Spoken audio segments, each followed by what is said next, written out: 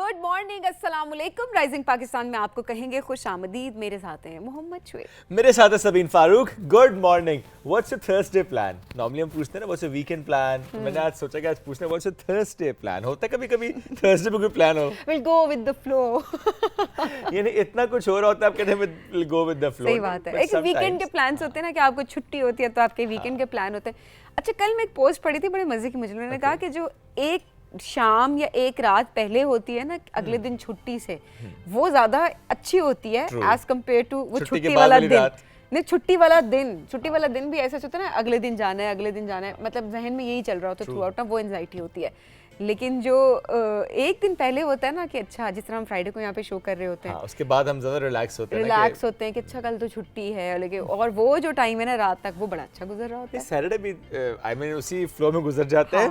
ये मामला खराब संडे को होता है, मंडे एंजाइटीज जिनको होती है। अच्छा, मेरे जैसे लोग, मुझे बहुत ज्यादा, मुझे मंडे एंजाइटी बहुत ज्यादा हो रही होती है। अच्छा, कभी कभी होती है, कभी कभी नहीं भी होती है हमें।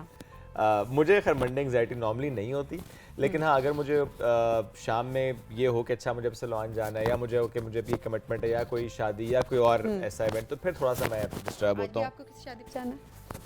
जाना तो है, लेट्स सी मैं जा पाता हूँ या नहीं जा पाता, बिकॉज़ आज भी बहुत सी और कमिटमेंट्स हैं। क्योंकि है वेडिंग सीजन ना शुरू, तो वो इनविटेशंस हर जगह से आ रहे होते हैं, लेकिन मुझे बड़े कम लोग शादी पे बुलाते हैं। मैं पाकिस्तान की हीरा मानी हूँ इस मामले में।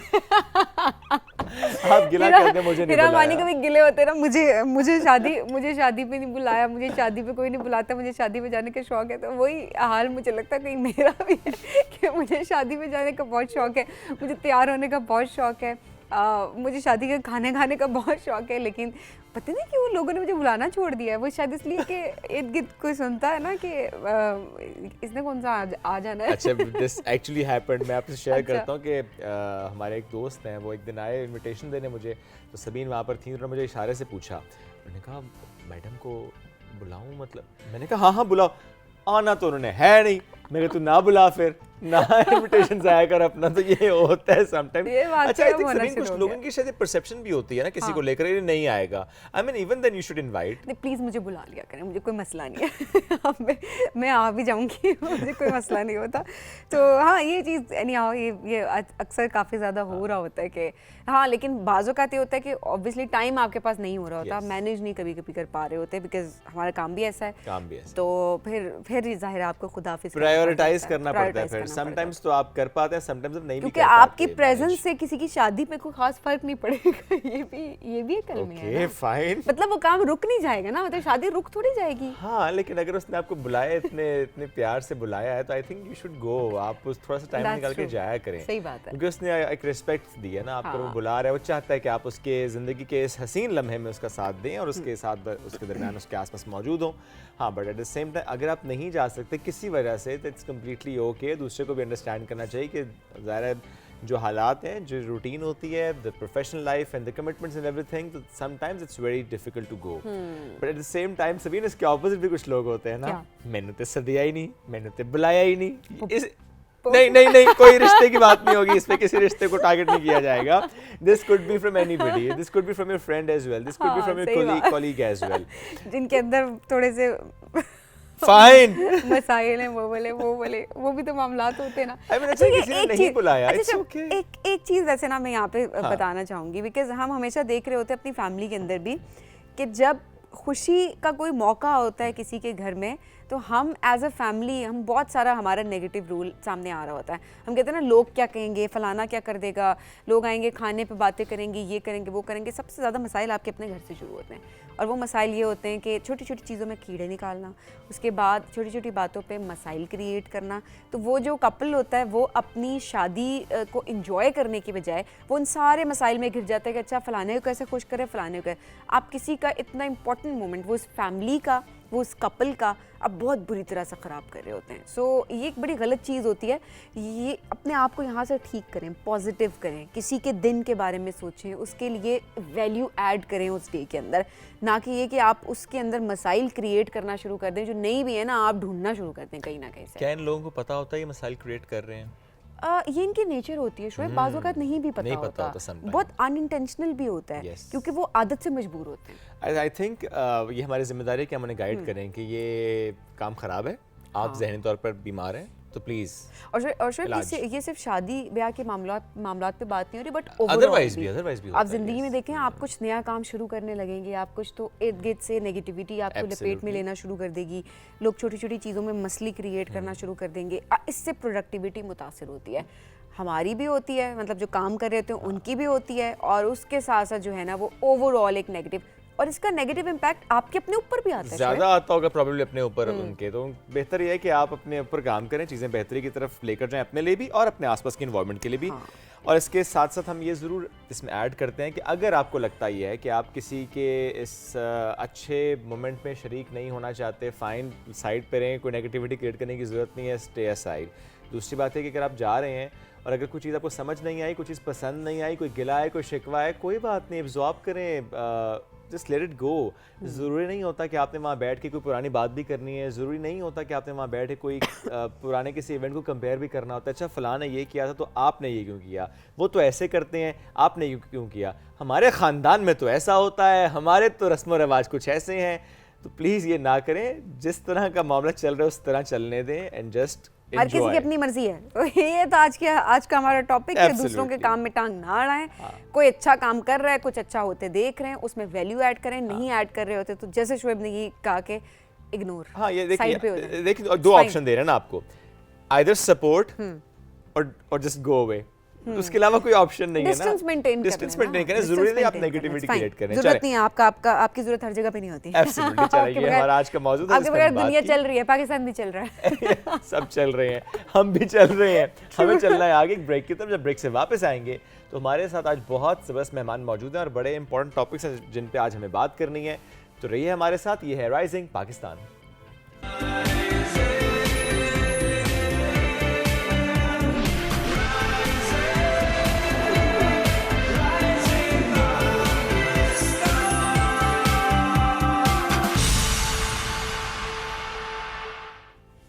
Welcome back after break. آج کا ہمارا موضوع ہے کچھ ایسے کام جو کہ آپ روٹین میں کر رہے ہوتے ہیں اور آپ کو لگتا ہے کہ یہ بڑے اچھے کام ہیں, آپ کی صحت کے لیے بھی اچھے ہیں, ادروائز بھی ماحول کے لیے بھی اچھے ہیں, لیکن در حقیقت وہ اچھے نہیں ہوتے.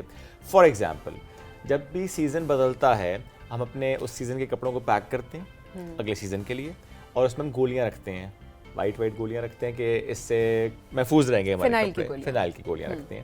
اچھا فنائل کا ویسے پوچھا بھی لگایا جاتا ہے گھر کے اندر, ڈیلی بیسس پہ لگایا جا رہا ہوتا ہے. بالکل لگایا جاتا ہے. اور یہ اکثر یہ بھی ہوتا ہے کہ امیاں کہتی ہیں اور ذرا فنائل ڈال کے لگاؤ تاکہ کاکروچز نہ آئے, جرمز مر جائیں. اسپیشلی جس گھر میں بچے ہوتے ہیں اور وہ کرالنگ کر رہے ہوتے ہیں, اس گھر میں کافی زیادہ ہوتا ہے کہ فرش کو فنائل سے اچھی طرح دھویا جاتا ہے, سو دیٹ بچہ جب کرال کر رہا ہے تو ہمیں لگتا ہے کہ وہ جرمز جو ہے وہ انٹیک نہ کرے. اینڈ آئی تھنک کووڈ میں تھوڑا زیادہ یہ پریکٹس ہوئی بھی ہے اس طرح کی صفائی کی. اچھا اس طرح جب چاول آپ کہیں کسی بھی اسٹوریج باکس میں رکھ رہے ہوتے ہیں, اس میں بھی کچھ ایسا ایک, مجھے گولی کا نام تو نہیں پتا, لیکن وہ کپڑے میں باندھ کے رکھی جاتی ہے. اپنی ماؤں کو, اپنے بڑوں کو یہ کرتے دیکھا ہے کہ اچھا اس میں کیڑا نہیں لگتا چاولوں کو. اسی طرح جب بھی آپ فار ایگزامپل گندم اگر آپ نے گھر میں رکھی ہوئی ہے تو اس طرح کی کچھ نہ کچھ چیز اس میں رکھی جا رہی ہوتی ہے. تو کیا یہ خطرناک ہے یا نہیں, آج یہ ہمارا موضوع بھی ہے. اس پر میں جوائن کیا انوائرمنٹل سائنٹسٹ ہیں زینب نعیم صاحبہ. زینب صاحبہ بہت شکریہ آپ نے جوائن کیا. زینب صاحبہ یہ جو پرسسٹنٹ آرگینک پولیوٹنس جو آج کا ہمارا موضوع ہے, ہم چاہتے ہیں ذرا ناظرین کو بتائیں کیا ہے پرسسٹنٹ آرگینک پولیوٹنس. تھوڑا سا میں نے آسان کر کے ایکسپلین تو کیا, بٹ پلیز آپ بتائیے گا. دیکھیں یہ پرسسٹنٹ آرگینک پولیوٹنٹس جو ہیں, اس کا مطلب ہے کہ ایسے کیمیکلز یا پولیوٹنٹس جو ہوا میں یا آپ کے ماحول میں بہت عرصے تک تحلیل رہتے ہیں.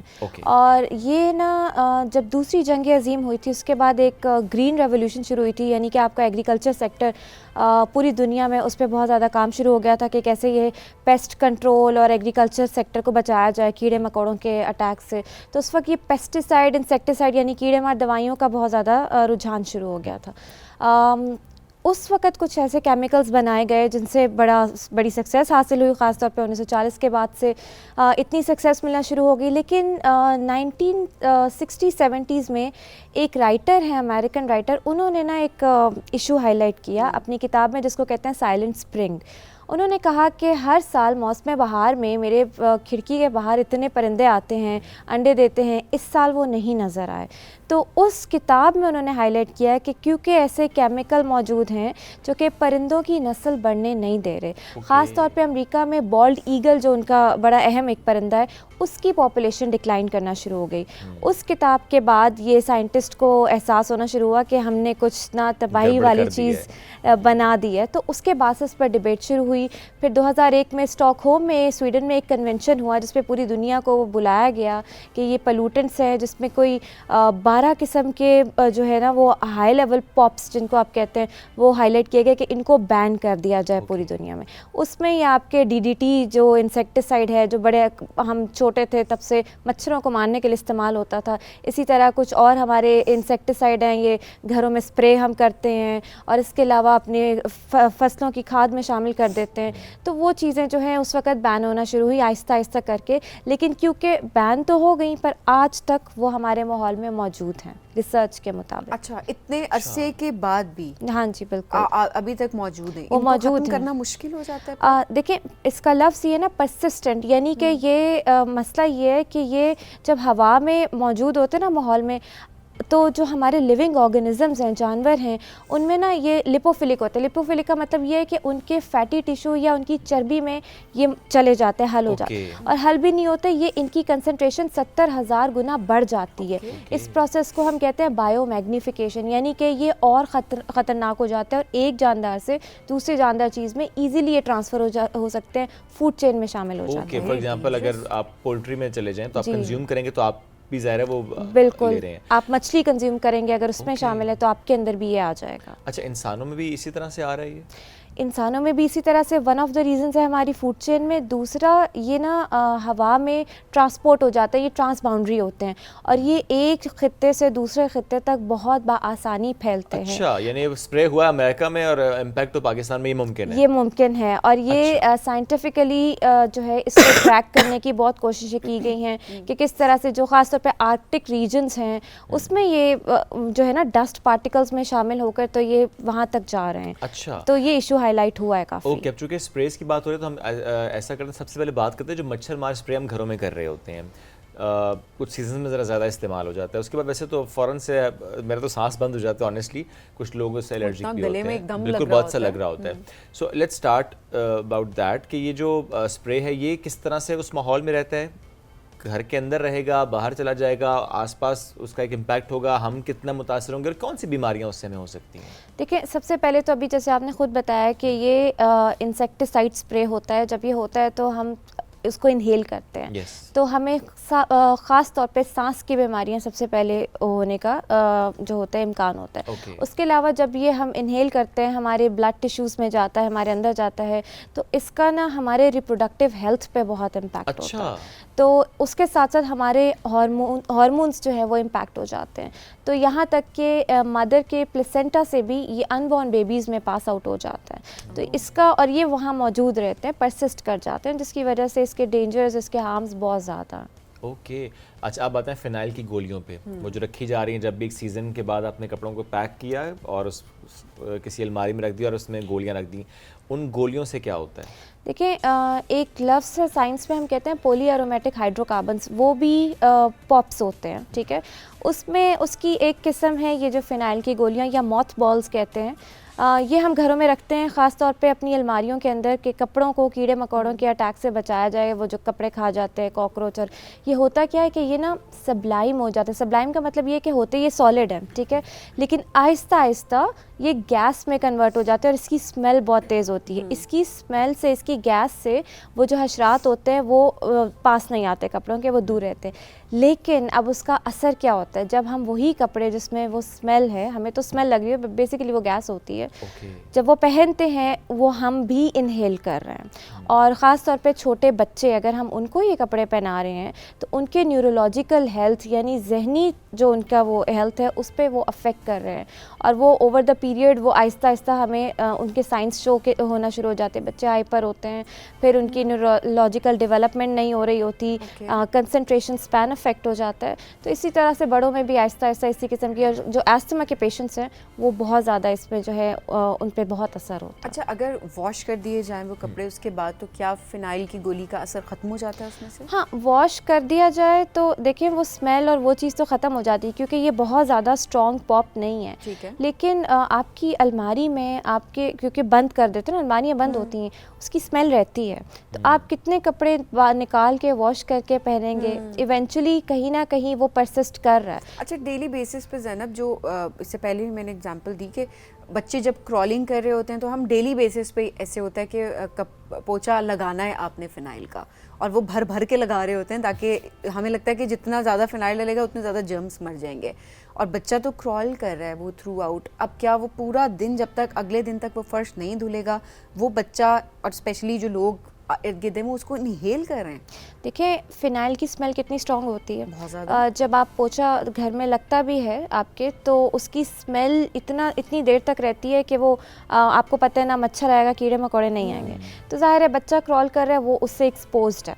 اس کے علاوہ ابھی ہمارے ہاں کچھ برانڈز ہیں جو کہ کلینرز نکال رہے ہیں, ان کلینرز میں فنائل کی کنسنٹریشن بہت ڈائلیوٹیڈ فارم میں ہے. تو وہ میں یہ تو نہیں کہوں گی کمپلیٹلی سیف ہے بچوں کے لیے, ہاں, لیکن ریلیٹیولی وہ سیفر ہے بجائے اس کے کہ آپ ایک وہ ٹوٹلی اسٹرانگ فنائل جو ہے وہ خرید کے لے کر آئے اور اس کا پوچھا گھر پہ لگائے. کچھ کنسنٹریشن اس کی جو ہے جو کلینرز میں موجود ہوتی ہے, انگریڈینٹس تو ہم ہمیشہ کہتے ہیں کہ وہ پڑھنا بڑا ضروری ہوتا ہے. بالکل. تو وہ لے کے آئیں, اس کا استعمال کریں, وہ تھوڑا بہتر ہے as compare to direct chemical کا استعمال. اور جیسے جیسے ریسرچ ہو رہی ہے ویسے ویسے ہمیں پتہ لگ رہا ہے, جیسے سسٹینیبل ڈیولپمنٹ پالیسی انسٹیٹیوٹ کی ہی ریسرچ ہے, جب یہ 2001 میں کنونشن آئی, پاکستان نے سائن کی کہ ہم ٹھیک ہے ہم بین کر دیں گے, تو نوشہرہ میں نا ایک DDT کی فیکٹری ہوتی تھی, تو وہ فیکٹری وہاں سے ختم کر دی, اس کو ڈیمولش کر دیا گیا.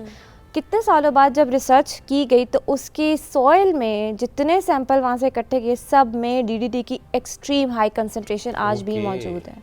تو یہ اس لیے آپ دیکھیں کہ یہ جو پاپس ہیں, چاہے فنائل ہے چاہے کوئی اور پاپ ہے, کیمیکل ہے, وہ ابھی بھی پرسسٹ کر رہا ہے. اور صرف یہ مسئلہ نہیں ہے, دوسرے ممالک سے پاکستان میں جیسے آپ نے بات کی, وہ بھی ہمارے ملک میں آب و ہوا میں موجود ہے, تو ہمارا ایکسپوجر ان سے رہے گا چاہے ہم گھر میں فنائل یوز کریں یا نہ. تو اس کا مطلب یہ کہ تو پھر گلوبل ایک ایشو ہے, اسے گلوبل لیول پر ٹیکل کرنے کی ضرورت ہے. صرف ایک شہر یا ایک ملک اگر کام کرے گا تو وہ ناکافی رہے گا. اچھا, اب آتے ہیں جو فوڈ چین کی اس سے پہلے بات ہو رہی تھی, جو چاولوں میں ہم رکھتے ہیں ایک پوٹلی سی بنا کے, آئی ڈونٹ نو اس میں کیا کیمیکل رکھتے ہیں, بٹ اس کا کیا امپیکٹ ہوتا ہے, وہ کیا کیمیکل ہے؟ دیکھیں بیسیکلی جو چاول آپ کی دکانوں میں موجود ہوتا ہے, یوٹیلیٹی سٹور میں بوریوں میں ہوتا ہے, اس کو سب سے پہلے تو ہمیں روڈنٹس یا چوہوں وغیرہ سے بچانا ہوتا ہے. تو اس کے لیے نا زیادہ تر کچھ لوگ گولیاں استعمال کرتے ہیں, کچھ جو ہے وہ امونیم کا وہ ایک کیمیکل ہوتا ہے کنسنٹریٹ, وہ استعمال کرتے ہیں. وہ ڈینجرس نہیں ہے, جب آہستہ آہستہ وہ سبلائم ہوتا ہے یعنی گیشیس اسٹیٹ میں آتا ہے, گیس بنتا ہے, اس سے جو فاسفین گیس ریلیز ہوتی ہے وہ بہت خطرناک ہے انسانوں کے لیے.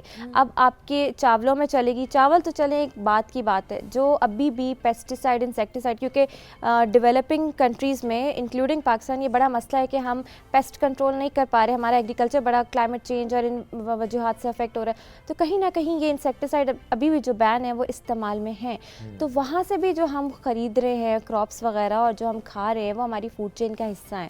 تو چاول میں وہ جو گولی کپڑے کے اندر بند کی جاتی ہے, اس کی اس لیے ہوتا ہے کہ وہ خطرناک ہوتی ہے, اس لیے اس کو کپڑے میں بند کر کے رکھا جاتا ہے.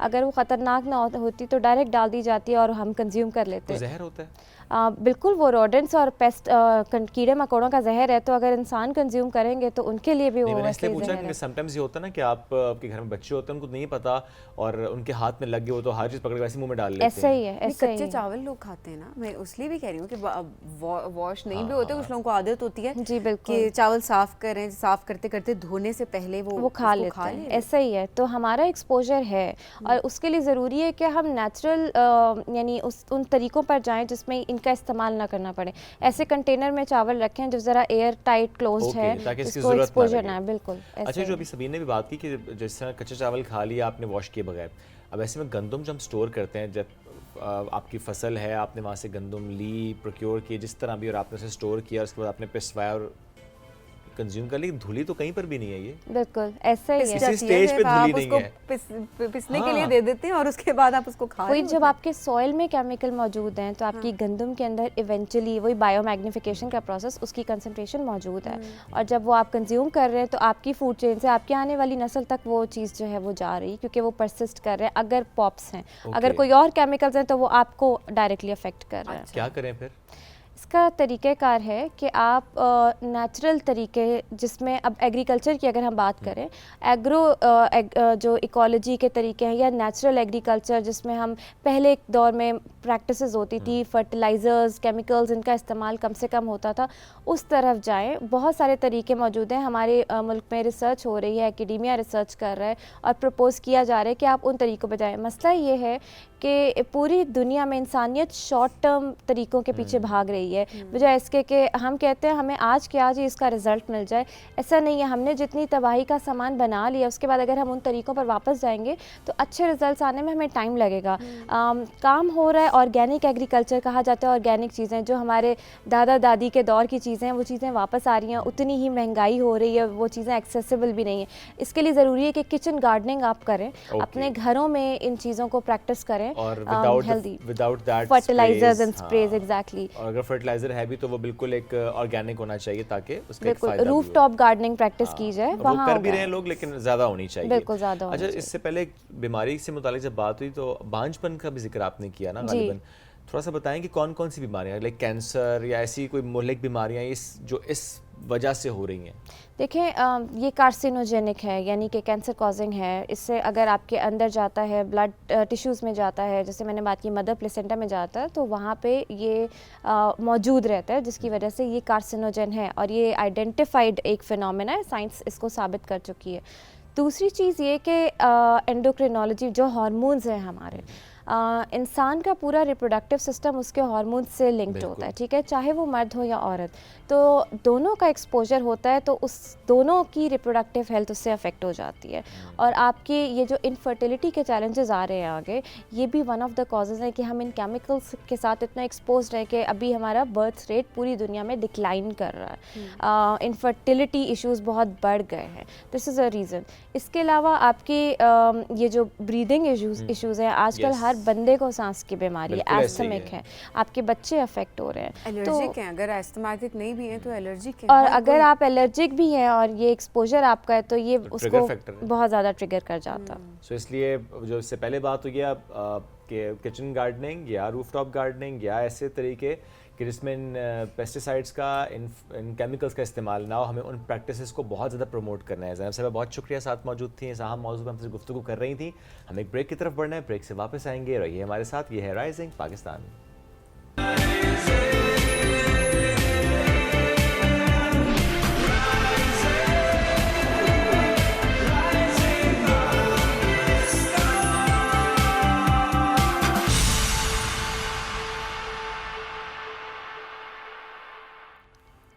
वेलकम बैक जी राइजिंग पाकिस्तान में, आपको कहेंगे खुश आमदीद। और अब ज़रा बात करते हैं इंसानियत की खिदमत करने वालों की, कि किस तरह से हम अभी तो होते हैं अपने बच्चों को सिखा रहे होते हैं कि किस तरह से आपने अपना गोल सेट करना है, कैसे आप लोगों ने पैसे कमाने हैं, हम कौन सा सब्जेक्ट रखना है, अगर 9th-10th में आपने क्या रखना है, उसके बाद अपनी डिग्री किस में लेनी है, उसके बाद आपने नौकरी कैसे लेनी है, अपने स्किल्स कैसे सीखनी है। लेकिन यहाँ पर कहीं भी हम अपने बच्चों को किसी की खिदमत करने, कम्युनिटी सर्विस जिसे हम कहते हैं, हम वो सिखा नहीं रहे होते, उसके बारे में हम किसी भी तरह से उनसे बातचीत नहीं कर रहे होते, वो जज्बा उनके अंदर नहीं ला रहे होते।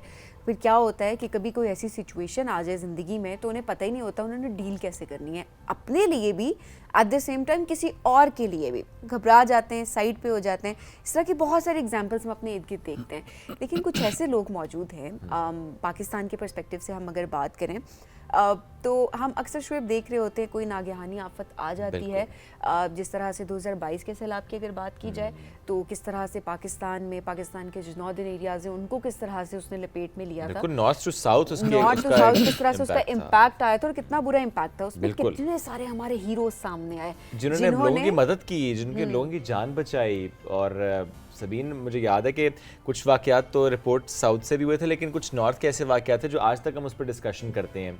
तो आज एक ऐसी ही कहानी हमारे साथ मौजूद भी है।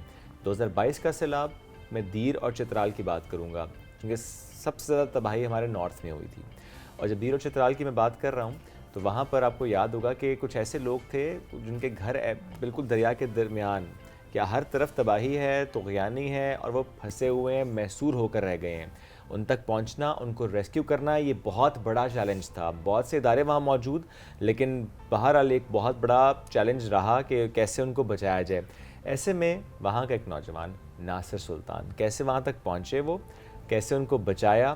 ایک بہت رسکی کام تھا یہ, لیکن انہوں نے کر دکھایا. تو آج ناصر صاحب ساتھ موجود ہیں. اس کے بعد چونکہ انہوں نے اپنی تنظیم کی بنیاد بھی رکھی, اور کس طرح سے وہ فلاحی کام, جو سبین آپ نے بھی کہا کمیونٹی سروس, کس طرح وہ اس کو لے کر چل رہے ہیں. بالکل, تو ناصر سلطان ہمارے ساتھ موجود ہیں, ان سے بات کرتے ہیں. السلام علیکم, کیسے آپ ناصر؟ وعلیکم السلام. سب سے پہلے میں تمام پی ٹی وی ہوم کا سب سے شکریہ ادا کرتا ہوں کہ آپ لوگوں نے مجھے اتنے دیر کے علاقوں سے انوائٹ کیا.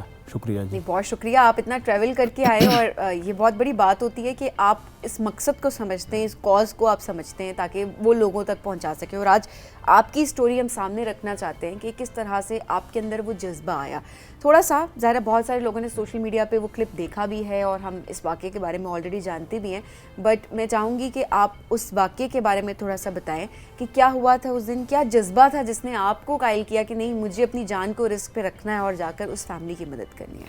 اچھا, جذبہ تو یہ ہے کہ میں نے بڑوں سے بھی سنا ہے, ٹیچروں سے بھی سنا ہے کہ ایک انسان کی جان بچانا پوری انسانیت کی جان بچانا ہے. واقعہ یہ تھا کہ یہ جو مین دیر چترال کا جو مین روڈ ہے, وہاں پر دریا کے کنارے پہ یہ جو گھر تھے وہ اس میں 5-6 بندے پھنس چکے تھے, اور اس میں تقریباً 100 یا 120 کے لگ بھگ کے دکان تھے. یہ مین بازار بھی تھا. تو وہاں پر جب یہ 2-3 دن مسلسل بارش ہو رہی تھی دیر اور پر چترال میں, جب یہ بارشوں کا سلسلہ زیادہ ہو جاتا ہے تو اس کے بعد جو ہے نا سلائڈنگ بھی ہوتا ہے, اور یہ سیلاب کا خطرہ بھی آ جاتا ہے. تو یہ مارننگ کے ٹائم پہ جو ہے نا یہ سیلاب تھوڑا زیادہ ہو گیا تھا. اس سے پہلے جو جتنے بھی فیملی کے بندے تھے وہ نکل چکے تھے, لیکن یہ 5-6 بندے اس لیے کہ رہ چکے تھے کہ یہ پانی کا فلو کم ہو جائے گا. تو اس کے بعد جب یہ پانی کا بہاؤ تھوڑا بڑھتا جا رہا تھا, تو وہاں پر جتنے بھی تنظیمیں تھے, ادارے تھے, ان لوگوں نے یہ رسی لگا کے, جتنے بھی یہ رسی تھا نا جس پہ ہم نے آپریشن کیا, تو ان لوگوں نے, یہ پولیس تھے, لیوی تھے, اور فاؤنڈیشن تھے, ریسکو 1122 تھے, ان لوگوں نے یہ رسی لگایا تھا, لیکن وہاں پر کوئی بھی جانے کے لیے تیار نہیں تھا. تو ایک میں تھا اور ایک ہمارا بھائی تھا, گلزار ہلال بھائی اس کا نام. اور ہم نے جو ہے نا ان لوگوں سے اجازت لیا. اس وقت جو ہے نا یہ ادارے بھی اجازت نہیں دے رہا تھا. ہمیں بول رہا تھا کہ آپ کوئی ریسکو میں ہے یا کوئی ٹرینر ہے, بیکاز obviously آپ کی سیفٹی کو بھی تو سامنے رکھنا تھا نا. تو وہ لوگ ادارے بھی ہمیں اجازت نہیں دے رہا تھا. تو 2 گھنٹے سے وہ لوگ پھنس چکے تھے. وہ لوگ بے یار و مددگار تھے. تو اللہ تعالیٰ نے ہمیں ہمت دیا اور ہمارے دل پہ جو ہے نا ہمیں ڈال کے کہ آپ لوگ چلے جائیں. اور پھر آپ نے چارپائی کی مدد سے ان کو نہیں, جب سب سے پہلے چارپائی تو بعد کی بات ہے, ہم نے ایک رسی دونوں ہاتھوں کے ایک رسی سے پکڑ کے رسی پہ جا رہے تھے, جیسے زپ لائن کی طرح. اور آپ زپ لائن کے ٹرینر بھی ہیں؟ کوئی بھی ٹرینر نہیں تھا. کوئی زپ لائنر نہیں ہے. بالکل زپ لائنر نہیں ہو. اوکے. اور اس کے جب ہم یہ رسی پہ سب سے پہلے جو ہے نا ہم نے سٹارٹ لیا, تو اللہ کا نام لے کے وہاں پر جب ابھی بیچ میں چلے گئے نا, تو وہاں پر اب میں خود ان بیلنس ہو گیا. تو اللہ تعالیٰ کی مدد کرم سے جو ہے نا ہم نے وہ رسی کو پار کر کے جب ہم وہاں چلے گئے, تو پھر ان لوگوں کو کس طرح سے ریسکیو کرنا تھا, کوئی آئیڈیا ہی نہیں تھا. تو وہاں پر جب ایک مسجد تھا جس میں ہم یہ میت لے کے جاتے, ایک چارپائی تھا. اسی چارپائی کے ذریعے سے ہم نے جو ہے نا ایک جھولا بنایا. جب ہم نے یہ جھولا بنا کے, پھر بھی وہ لوگ آنے کے لیے تیار نہیں تھے کہ ہم تو اس میں جا ہی نہیں سکتے, کیونکہ جب وہ یہاں پر کھینچتے ہیں نا تو وہ رسی گرم ہو جاتے, وہ ٹوٹ جاتے. تو ان لوگوں نے بولا, جو فیملی تھے اس نے کہا آپ لوگ اس میں سب سے پہلے چلے جائے. پھر بھی ہم اسی جو ہے نا جھولے میں بیٹھ کے ہم اس طرف پہ آ گئے. پھر دوبارہ ہم چلے گئے, ایک بندہ کو ریسکیو کیا, دوسرے کو ریسکیو کیا, تیسرے. اللہ تعالیٰ کی فضل و کرم سے اور لوگوں کی دعاؤں کی وجہ سے جو ہے نا وہ جتنے بھی فیملی تھے اس کو الحمدللہ باحفاظت ریسکیو کیا. ماشاءاللہ. اور جب وہ سب کو ریسکیو کر رہے تھے, چونکہ شروع میں ظاہر ہے وہ ریلیکٹنٹ تھے کہ ہم نہیں جائیں گے, اور جب آپ لوگ خود ایک دفعہ جا کے دکھایا تو پھر تھوڑا سا ان کو حوصلہ ملا. پھر جب ایک ریسکیو کیا تو ہم شور جو باقی تھے ان کو بھی ایک طاقت ملتی ہے کہ نہیں ہم چلے جائیں گے. وہاں پہ ایک آپ کو امید جاگتی ہے. جب سب کو ریسکیو کر لیا, اس کے بعد کا منظر کیسا تھا؟ اس کے بعد کا منظر تو سب سے پہلے تو یہ تھا کہ لوگوں نے جتنا جو ہے نا حوصلہ افزائی دی, اور لوگوں نے جتنا عزت دیا تھا, اور آج تک جتنا عزت مل رہا ہے نا, تو میں بیان نہیں کر سکتا ہوں. اور اس کے بعد मैं और भी चाहता हूँ कि खिदमत करूँ। वजह यह है कि जब बंदे का पहचान अपने गांव में नहीं होते ना, और आज मुझे पूरा पाकिस्तान जो है ना पहचान रहे, तो खिदमत की वजह से। तो मैं चाहता हूँ कि जितने भी नौजवान हमें सुन रहे उनको मैं बताता चलूँ कि खिदमत पे है ना, उस पे अल्लाह ताला भी मिल जाते हैं और उस पे इज़्ज़त भी मिलता है और उसको सुकून मिल जाता है। तो मैं चाहता हूँ कि पाकिस्तान में जितने भी नौजवान हैं वो खिदमत कर सके। और बड़ी प्यारी सोच है ये, जिसकी हम अभी बात भी कर रहे थे ना, कि अपने बच्चों को बहुत छोटी उम्र से सिखाना शुरू करें, उन्हें बताएं कि कितना इम्पोर्टेंट है कि आपके अंदर ये जज्बा हो कि आप किसी की मदद कर सकें कहीं भी। और स्पेशली कभी कोई ऐसी सिचुएशन खुदा न ख्वास्ता आ जाती है कि सामने, तो आप अपने आप को भी बचा सक रहे हो, आप किसी और को भी बचा सकते हैं, बड़ी इंपॉर्टेंट चीज़ होती है। उसके बाद भी जज्बा जो है वो बढ़ते हुए देखा, आपका कम होते नहीं देखा, कि फेम भी मिल गया, रिकग्निशन भी मिल गई। रिकग्निशन तो बड़ी इंपॉर्टेंट भी होती है कि अगर आपने कोई काम किया है तो कोई आपको कहे कि हाँ आपने ये काम किया, एक्नॉलेजमेंट होती है। उसके बाद आप अपनी तंजीम का भी आपने बुनियाद रखी, और उसके थ्रू आप क्या क्या काम कर रहे हैं अभी? अच्छा, उसके बाद जो है ना लोगों ने मशवरा दिया कि ना सर आप ये काम ना छोड़ो। पहले तो भी जज्बा था, जज्बा और भी बढ़ता जा रहा था। तो हम 3-4 बंदे इकट्ठे हो गए, अगर आपकी इजाज़त है उसका नाम भी मैं लूँ। और एक था हमारा भाई था ये मलक अजमल, एक डॉक्टर बुरहान था, और एक गुलजार हिलाल भाई, और एक माए था। हम 4 बंदे इकट्ठे हो गए, हमने एक फाउंडेशन का स्टार्ट लिया जो उसका नाम है अल इख्वान फाउंडेशन। अच्छा। उस फाउंडेशन के ज़रिए से उसका मेन हमने जो स्टार्ट लिया था, वहाँ पर गरीब है, गुरबा है, क्योंकि वहाँ पर इंडस्ट्रीज़ नहीं है, कंपनी ये नहीं है। हमारा दीर बहुत बड़ा पसमानदा इलाका है। सबसे पहले हमने जब स्टार्ट लिया वहाँ पर, तो वहाँ पर जब यतीम होते हैं ना, गरीब होते हैं, तो वहाँ पर पहुँचने के लिए कोई नहीं थे। तो हमने फूड पैकेजेस से स्टार्ट लिया, क्योंकि गरीब लोगों को हम जो है ना फूड पैकेज देते हैं। स्पेशली फ्लड के बाद? नहीं, फ्लड के बाद हमने स्टार्ट लिया। उसके अलावा इख्वान फाउंडेशन का काम है कि जहाँ पर एक्सीडेंट हो जाए, कोई जो ना किसी को चोट लग जाए, तो वहाँ पर भी हमारा टीम पहुँचते है, और इसको जो तबी सहूलियात है इमरजेंसी, वो उसी टाइम पे करते, उसको जो है ना अस्पताल पहुँचा देते हैं। उसके बाद हमारे दीर का जो है ना और कुमराट और अपर चतराल, ये शहर जो है ना लोग आते हैं। बिल्कुल, सयाह बहुत ज़्यादा जाते हैं। बहुत खूबसूरत इलाका है, वहाँ पर बहुत झील भी है। तो वहाँ पर जो यहाँ से लोग आते हैं, हत्ता के बाहर के लोग भी आते हैं। तो जब टूरिस्ट आते हैं तो हमारे जो जीर का जो रोड है वो दरिया के किनारे पे है, खूबसूरत इलाका है। तो ये लोग जब वहाँ पर उसका दिल चाहते हैं कि हम खड़े जाए, यहाँ पर कोई तस्वीरें खींचे या कोई वीडियो बनाए, तो जब वो लोग जब तस्वीरें खींचते हैं या कोई वीडियो बनाते, तो उन लोग जब दरिया के में गिर जाते हैं, कहीं डूब जाते हैं, तो वहाँ पर भी हमारे टीम वहाँ पर उस वक्त तक हमारा टीम ये जो है ना ऑपरेशन नहीं छोड़ते जब तक उसका डेड बॉडीज़ उसको हम रिकवर नहीं करते। हत्ता कि 2-3 दिन भी लग जाते हैं अल इख्वान फाउंडेशन का। अच्छा। तो उस डेड बॉडीज़ को हम रिकवर करते हैं। तो अल्हम्दुलिल्लाह आज तक हमारे अल इख्वान फाउंडेशन ने अभी तक 7-8 डेड बॉडीज़ को रेस्क्यू किया। अच्छा, यानी पहली कोशिश ज़ाहिर ये होती है कि अगर खुदा ना खास्ता ऐसा हादसा हो गया, कोई किसी का पैर स्लिप हो गया, कोई उसमें गिर गया, तो आपकी कोशिश है कि उसको उसकी जान बचाएं। लेकिन ज़ाहिर है बड़ा बेरहम सा वो दरिया है, और अगर वहाँ पे खुदा न खास्ता ऐसा हादसा हो जाए, तो हमने देखा भी है, रिपोर्ट भी की कि बहुत सी जानों का ज़िया हुआ भी है। तो फिर आपकी कोशिश होती है कि पहली कोशिश है कि जान बचाई जाए, वो नहीं हो पाया मुमकिन, तो फिर डेड बॉडीज़ रिकवर करना भी बहुत बड़ा टास्क होता है। बहुत बड़ा। ये बहुत फ्रीक्वेंट है वहाँ पर इस तरह सयाहों का आना और इस तरह की इररिस्पॉन्सिबिलिटी का मुजाहरा करना कि तस्वीर लेते लेते दरिया में गिर जाना? कोई किसी को पता नहीं चलता है। मिसाल के तौर पर जब कोई आ जाते हैं तो उसको ये पता नहीं चलता कि मैं इधर गिर जाऊँ, वो तो एंजॉयमेंट के लिए आता है ना। तो जब वो गिर जाता है ना तो पानी बहुत बेरहम है, उसमें पथरीली बहुत है। बिल्कुल। तो उसके अलावा आप अल इख्वान फाउंडेशन की और भी खिदमात है। इसके अलावा ये हमारे जो है ना मकाने हैं ना वो कच्चे होते हैं, जब बारिश होते हैं, जब वो स्लाइडिंग वो गिर जाते हैं, तो वहाँ पर भी हमारा टीम पहुँचते है। जब उसको कुछ उस टाइम पे होता है, कोई बिस्तरा, कोई टेंट, कोई वगैरह, वो भी कर देता है। सही। इसके अलावा जो है ना ये रमज़ान में जब रमज़ान आ जाते हैं ना, तो यहाँ पर जो यहाँ से लोग जाते हैं इस्लामाबाद, पिंडी से मुसाफिर, तो हम हमारे अल इख्वान फाउंडेशन की जो टीम है वो अफ्तारी भी देता है। अच्छा, दस्तरखान का एहतमाम भी करते हैं। दस्तरखान का एहतमाम भी करते हैं। हैं। तो ऐसे में देखें काफ़ी सारे काम है ज़ाहिर है जो कि आपकी तंजीम कर भी रही है अपने इलाके के पर्सपेक्टिव से भी, और जाहिर सी बात है जब लोग यहाँ से उन इलाकों में जाते हैं तो एक तरह से आप पूरे पाकिस्तान की खिदमत ही कर रहे होते हैं, टूरिज़म के पर्सपेक्टिव से भी आप जो बात कर रहे हैं। अच्छा, टूरिज़म के हवाले से भी जो शुएब ने बात की थी कि लोग गैर ज़िम्मेदारी का मुज़ाहरा बाज़ औक़ात कर देते हैं, बिकॉज़ आपकी केयरलेसनेस ही होती है जो हादसे का बाइस बन जाती है। और اللہ ایسے حادثوں سے سب کو محفوظ رکھے. اویئرنیس کے لیے آپ لوگ کچھ کرتے ہیں وہاں پر جو ٹورسٹ آتے ہیں؟ کیا ان کو کہیں نہ کہیں آپ کی تنظیم والنٹیرلی بتانے کی کوشش کرتی ہے کہ آپ یہ حدود ہیں, آپ اس سے آگے مت جائیں, اپنا بھی خیال رکھیں, ایک تصویر کے پیچھے اپنی جان کو رسک میں نہ ڈالیں؟ کوئی ایسے اویئرنیس آگاہی کے لیے آپ لوگ کرتے ہیں کچھ؟ اچھا, آپ لوگ کو بتاتا چلوں کہ دیر میں آپ لوگ کو پتہ ہے کہ مہمان نواز لوگ ہیں. سب سے پہلے جب یہ لوگ دیر پہ انٹر ہو جاتا ہے نا, تو ہمارے ٹیم اور جتنے بھی عوام بھی ہے وہ بتاتا ہے کہ آپ لوگ یہ کریں. میں بتاتا چلوں آپ کے جو ہے نا پروگرام کے وساطت سے کہ تصویر بھی ضروری ہے, ویڈیو بھی ضروری ہے. آج کل لوگ ٹک ٹاک پہ جو ہے نا ٹک ٹاک بھی ضروری ہے, لیکن سب سے پہلے اپنی جان کی حفاظت کرنا ہے. کیونکہ جب آپ تو چلے جائیں گے, ٹائم تو ویسے بھی آپ کے پیچھے ایک بہت بڑا فیملی ہے, اس فیملی کو جو ہے نا وہ اس کو آپ اس کا بہت بڑا نقصان ہو جاتا ہے. اچھا, جتنے سارے کام آپ بتا رہے ہیں کہ جیسے کسی کا خدا نخواستہ گھر کی تباہی ہوئی تو آپ کی ٹیم پہنچ گئی, کوئی حادثہ ہوا تو ٹیم پہنچ گئی, دریا کنارے کوئی ایسا حادثہ تو ٹیم پہنچ گئی. کتنی بڑی ٹیم ہے ویسے؟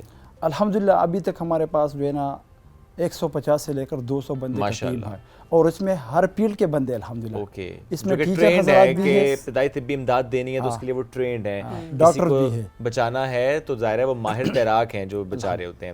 کوئی پیغام جو دینا چاہتے ہو آپ ہمارے ناظرین کو, آپ اتنا اچھا کام کر رہے ہیں؟ پیغام یہ ہے کہ میں حکومتی وقت سے درخواست کرتا ہوں اور کے پی حکومت سے بھی درخواست کرتا ہوں کہ ہمارا دیر کا علاقہ بہت بڑا پسماندہ علاقہ ہے, ادھر کی جو ہاسپٹل ہے وہ بہت دور ہے, تو ہمارے علی اخوان فاؤنڈیشن کے پاس ایک ایمبولینس کی بہت بڑی کمی ہے. کیونکہ جب وہاں کے بندے غریب عوام جو اس کو بیماری آ جاتے تو وہ اپنے ٹائم پہ جو ہے نا اپنے مریض کو ٹائم پہ نہیں پہنچا سکتے, اور جب ہم بھی ان کے پاس جاتے ہیں تو اپنی گاڑی میں جب اس کو پہنچا دیتے تو ہمارے گاڑیوں میں یہ آکسیجن تو نہ ہوتے ہیں نا, فرسٹ ایڈ تو نہیں ہوتے. تو میں سب سے درخواست کرتا ہوں جتنے بھی ہمارے پاکستان کے امیر لوگ ہیں اور ہمارا آواز سننا چاہتے ہیں, تو میں اس کو درخواست کرتا ہوں کہ ہمارے علی اخوان فاؤنڈیشن کو ایک ایمبولینس اور باقی اکوپمنٹ کی بھی بہت تاکہ آپ اور بہتر طور پہ اور بھی خدمت کر سکیں. بالکل سے ناصر صاحب بہت شکریہ, ساتھ موجود تھے آپ, بہت اچھا لگا آپ سے بات کر کے. یہ جذبہ آپ کا قائم رہے اور یہ جذبہ عام ہونا چاہیے, بڑا ضروری ہے تاکہ اپنے اپنے علاقے میں اپنے ڈومین میں آپ لوگ خدمت کر سکیں. میں بریک کی طرف بڑھیں گے, بریک سے واپس آئیں گے, رہیے ہمارے ساتھ. یہ رائزنگ پاکستان.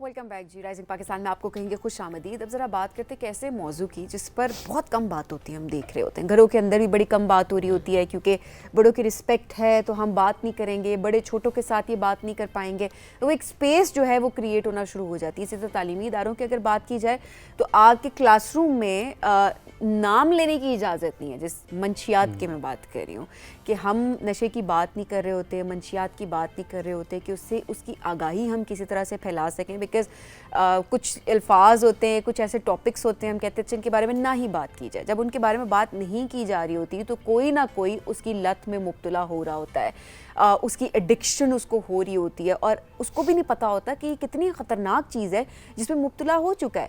آج کل شعیب تعلیمی اداروں کی اگر بات کی جائے, گروپس بنتے ہیں, دوستیاں ہوتی ہیں, گھروں یونیورسٹی سے باہر جاتے ہیں, کلاسز بنک ہوتی ہیں, فری ٹائم میں جا رہے ہوتے ہیں, اور ایسے میں کوئی ایک شخص اگر نشہ کر رہا ہے, دوسرا شخص, وہ ایک پیئر پریشر ہوتا ہے کہ ایک کو دیکھ کے اچھا جی ٹرائی کرتے ہیں, کوئی مسئلہ نہیں ہے, دوسرا کہتا ہے ہم بھی ٹرائی کرتے ہیں. بیچ میں جب میجورٹی کر رہی ہوتی ہے تب, اور پھر جو مائنورٹی ہوتی ہے وہ اس گروپ کے ساتھ سنک کرنے کے لیے کہ ہماری کیمسٹری ڈیولپ ہو جائے کسی طرح سے, وہ لوگ بھی شروع کر دیتے ہیں. تو ایسے میں ہم دیکھ رہے ہوتے ہیں کہ گروپس جو ہیں وہ نشے کی لت میں جو ہے وہ مبتلا ہو رہے ہوتے ہیں. اور پھر جب تعلیمی اداروں میں اجازت نہیں ہوتی اس بارے میں بات کرنے کی, گھر کے اندر اجازت نہیں ہوتی اس بارے میں بات کرنے کی, تو کوئی بھی گائیڈ کرنے والا نہیں ہوتا, کوئی بھی بتانے والا نہیں ہوتا کہ یہ کتنی خطرناک چیز ہے, until and unless وہ جان لیوا ثابت ہو جاتی ہے, وہ آپ کی ذہنی صحت متاثر کر دیتی ہے, ایٹ دا سیم ٹائم آپ کی جسمانی صحت اس حد تک متاثر کر دیتی ہے کہ آپ کو ایڈمیشن کی طرف لے جانا پڑ جاتا ہے, یا at the same time rehab کی طرف, یا پھر آپ کسی کام کے نہیں رہتے اس وقت, کیونکہ نشہ ہے ہی ایسی چیز کہ یہ آپ کو ہر طرح سے مفلوج کر دیتا. تو آج کا جو بنیادی طور پہ ہمارا اس بات کرنے کا مقصد یہ ہے کہ اس مسئلے کو سمجھنا بھی ہے, انڈرسٹینڈ بھی کرنا ہے, ایڈمٹ بھی کرنا ہے, ایکسیپٹنس بھی ہونی چاہیے, اور پھر اس کے علاج کی بات ہم کریں گے, جس طرح ریہیب کا ہم ذکر کر رہے ہیں. بہت سے ادارے بہت اچھا کام کر رہے ہیں, چونکہ مسئلہ سنگین اس بنیاد پر بھی ہے کہ اب تعلیمی اداروں میں اس کا رجحان بہت بڑھتا چلا جا رہا ہے پچھلے کئی سالوں سے. تو اس پر بات کرنے کے لیے احتشام الحق عباسی صاحب نے ہمیں جوائن کیا, ماہر نفسیات ہیں. سر بہت شکریہ, آپ نے وقت دیا. تعلیمی اداروں کا یہ جو مسئلہ جس پر ہم نے میرا سبین نے بات بھی کی, واقعی ایک بہت بڑا چیلنج ہے کہ ٹھیک ہے سوسائٹی کا تو ہے سو ہے, لیکن تعلیمی اداروں میں اس کا رجحان بہت زیادہ بڑا ہے. بسم اللہ الرحمن الرحیم. بہت شکریہ سر, آپ نے اتنے امپورٹنٹ ٹاپک کے اوپر بات کرنے کا موقع دیا. تعلیمی اداروں کے اندر پچھلے کچھ سالوں میں بہت زیادہ, اور اسپیشلی ینگسٹرس کے اندر ڈرگس کا رجحان بڑھتا چلا جا رہا ہے. اس کی کئی وجوہات ہیں. جو اسکول اور کالجز یا یونیورسٹی کے اندر کی جو بات ہے, اس کی جو بنیادی وجہ ہے کہ یہ سارے کے سارے جو ادارے ہیں, جو ہمارے یہ مقدس ادارے ہیں, ان اداروں کے اندر ساری یوتھ جمع ہوتی ہے کسی ایک مقصد کے لیے, یعنی تعلیم حاصل کرنے کے لیے. اور جو ڈرگ سیلرز ہیں یا جو ڈرگ ڈیلرز ہیں, ان کو بہت ایزی اپروچ ہے ان جگہوں کے اوپر جانا, کیونکہ ایک ہی خاص وقت میں ایک ہی بلڈنگ میں ایک ہی انسٹیٹیوٹ کے اندر ہزاروں کی تعداد کے اندر بچے موجود ہیں, اور ان میں سے کسی ایک کو, دو کو یا ایک گروپ کو انہوں نے صرف متاثر کرنا ہے, اپنی طرف متوجہ کرنا ہے, اور اپنی پروڈکٹ وہاں پہ سیل کرنی ہے, اپنی ایک چیز سیل کرنی ہے. جب ایک گروپ کو وہ چیز کی سیل کر دیتے ہیں تو وہ پوری کی پوری کلاس روم کے اندر, پورے اس گروپ کے اندر وہ چیز سلو اینڈ گریجولی پھیلنا شروع ہو جاتی ہے. اس کی ایک یہ بھی وجہ ہے کہ اسکول کالجز کے اندر اس سے پہلے آپ دیکھیں تو بہت زیادہ ایکسٹرا کریکولر ایکٹیویٹیز ہوتی تھی, غیر نصابی سرگرمیاں بہت زیادہ ہوتی تھی, انٹرا کالجز کمپٹیشن بہت زیادہ ہوتے تھے, بچے فزیکل ایکٹیویٹیز بہت زیادہ کرتے تھے, اسکول کالجز کے گراؤنڈز بہت زیادہ آباد تھے, لائبریریز آباد تھی, بچے جاتے تھے وہاں پہ اسٹڈی کرتے تھے. لیکن انفارچونیٹلی یہ ساری کی ساری چیزیں جو اب آہستہ آہستہ ختم ہوتی جا رہی ہیں, یونیورسٹیز سے بھی, کالجز کے اندر سے بھی غیر نصابی سرگرمیوں کی بہت زیادہ کمی آتی جا رہی ہے, جس کی وجہ سے بچے ڈرگس کی طرف متوجہ ہو رہے ہیں. اب ہم نے اپنی انرجی کسی نہ کسی جگہ پہ تو یوٹیلائز کرنی ہے, ہم نے بات جا کے کرنی ہے, ہم نے اپنے آپ کو کول کا لگنا ہے, ہم نے دوسروں کے ساتھ کمپیٹ کرنا ہے. پھر پیئر پریشر بہت زیادہ اس میں ہے کہ اگر ایک بچہ یا بچی ڈرگس کا استعمال کر رہی ہے تو 100% ہے کہ وہ اپنے ساتھ دوسرے بچوں کو وہ متاثر کریں گی, وہ انفلوئنس کریں گی, وہ ان چیزوں کو دیں گی. پھر ایکیڈیمک سٹریس بہت زیادہ ہوتا ہے, اب پڑھنے کے لیے بھی آپ ڈرگس کا استعمال کرتے ہیں, اسپیشلی کینبس کا جو استعمال ہے, جو چرس کا استعمال ہے.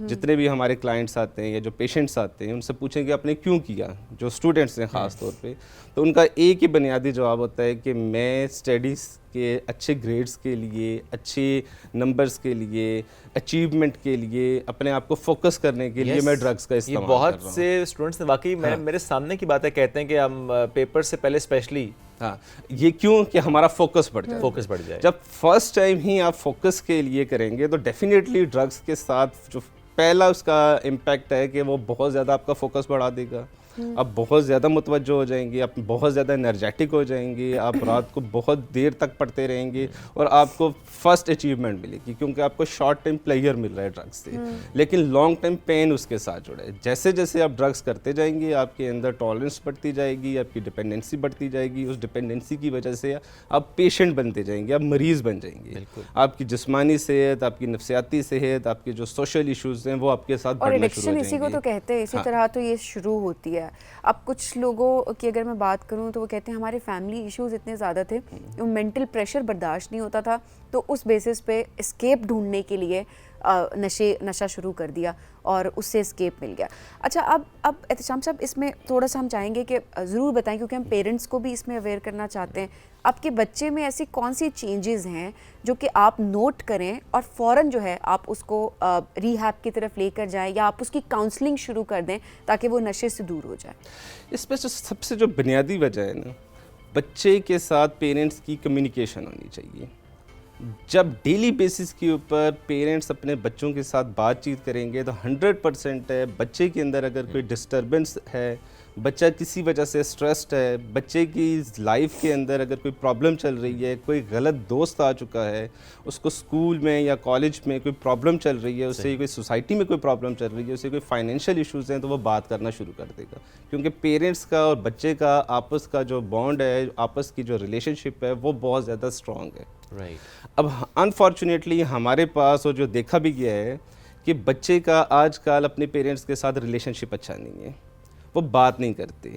اور اگر گھر میں یہ بات کریں بھی تو فوری طور پر اس کو چپ کروا دیا جاتا ہے کہ آپ خاموش ہو جائیں, اس ٹاپک پہ ہم بات ہی نہیں کریں گے. اگر کوئی بھی وہ اپنا سٹریسر بیان کرتے ہیں, پھر ہر چیز کا حل پیسہ نہیں ہے کہ آپ بچے کے کوئی بھی پرابلم ہے تو آپ اسے فائنینشلی سپورٹ کر دیں اور بچے سے کہیں کہ آپ خود اس چیز کو ڈیل کر لو. دوسرا یہ وجہ ہے کہ بچے اپنے آپ پیرنٹس اپنے بچوں کو پرابلم سے نکالنے کے لیے بجائے ان کو اس اسٹرانگ ول دینے کے, وہ اس کو فائنینشلی سپورٹ اتنا زیادہ کرتے ہیں کہ بچہ پیسے کے اوپر یا ڈرگس کے اوپر پھر ڈپینڈنٹ ہونا شروع ہو جاتا ہے.